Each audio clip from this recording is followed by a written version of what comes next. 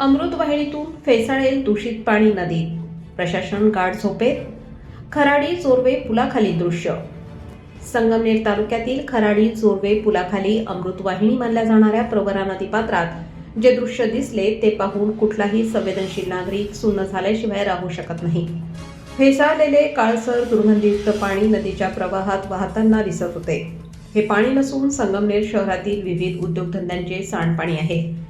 संगमनेर नगरपालिकेच्या हद्दीतील नाटकी नाला तसेच शहर व परिसरातील कारखान्यातून कोणतीही प्रक्रिया न करता सोडले जाणारे दूषित सांडपाणी थेट नदीपात्रात मिसळले जात आहे.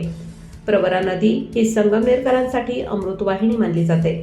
या परिसरात जीवनदायिनी असेही संबोधले जात असते. मात्र प्रशासनाच्या निष्काळजीपणामुळे आज ती मृत्यूदायिनी बनवली जात आहे. या फेसाळलेल्या पाण्यामुळे नदीकाठच्या गावातील नागरिक, महिला, लहान मुले, वृद्ध आणि जनावरे या सर्वांचे आरोग्य गंभीर धोक्यात आले आहे. या पाण्यामुळे त्वचारोग, श्वसनाचे विकार, पोटाचे गंभीर आजार पसरण्याची दाट शक्यता आहे.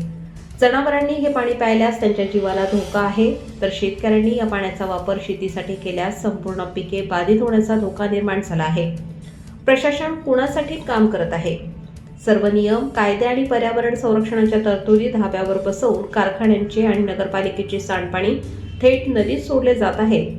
यावर नियंत्रण ठेवणारे प्रदूषण नियंत्रण मंडळ, नगरपालिका प्रशासन आणि संबंधित यंत्रणा नेमके काय करत आहेत? नागरिकांचे आरोग्य धोक्यात असताना प्रशासनाची ही उदासीनता असंही आहे. आज जर दुर्लक्ष केले तर उद्या अनर्थ नक्कीच होईल असे स्थानिक नागरिक बोलत आहेत. जर वेळीच यावर कठोर कारवाई झाली नाही तर याचे गंभीर परिणाम भविष्यात नदी परिसरातील नागरिकांना भोगावे लागतील. पिण्याच्या पाण्याचे स्रोत दूषित होणे, शेतीचे नुकसान, आजारांचा उद्रेक आणि पर्यावरणाचा कायमस्वरूपी ऱ्हास याला जबाबदार कोण, असा नागरिकांचा संतप्त सवाल उपस्थित होत आहे. नागरिक विविध माध्यमातून कर भरतो, पण त्या बदल्यात प्रशासन आमिष देत आहे का, असाही संताप व्यक्त केला जात आहे. प्रवरा नदी फक्त कारखान्यांच्या सांडपाण्यासाठी आहे का, हे प्रश्न आज संगमनेरकरांच्या प्रत्येक नागरिकांच्या मनात आहे. नाटकी नाला आणि कारखान्यांचे सांडपाणी नदीत सोडण्यास तात्काळ बंदी घालावी. दोषी अधिकाऱ्यांवर आणि कारखान्यांवर कठोर कारवाई करावी. नदी पाण्याची तात्काळ वैज्ञानिक तपासणी व अहवाल जाहीर करावे. कायमस्वरूपी पूर्णवेळ सांडपाणी प्रक्रिया प्रकल्प कार्यान्वित करावे.